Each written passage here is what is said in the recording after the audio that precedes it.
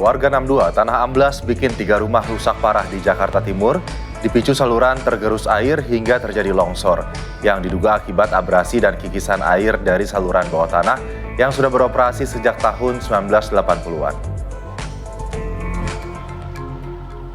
5 rumah warga di RT 8 RW 5 Kelurahan Makassar, Jakarta Timur amblas akibat abrasi saluran air bawah tanah yang telah berusia lebih dari 4 dekade. Tepatnya berada di Gang Sumur Jambu 2B pada Rabu dini hari dan memicu kekhawatiran warga. Terlihat tanah di atas saluran air tua itu turun cukup dalam menyebabkan teras dan dinding depan rumah warga retak bahkan sebagian runtuh. 3 dari 5 rumah terdampak dilaporkan mengalami kerusakan cukup parah. Tanda-tanda pergeseran tanah sudah muncul sejak Jumat.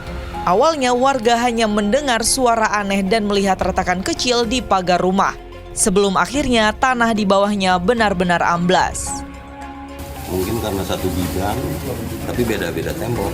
Akhirnya ketarik ya, terjadinya kayak gini.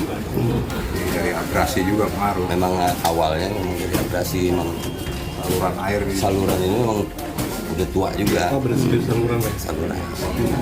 Saluran ini pengerjaan tahun 79, pengaktifan tahun 80. Penyebab utama amblasnya tanah diduga akibat abrasi dan kikisan air dari saluran bawah tanah yang sudah beroperasi sejak tahun 1980-an. Ditambah intensitas hujan tinggi beberapa hari belakangan.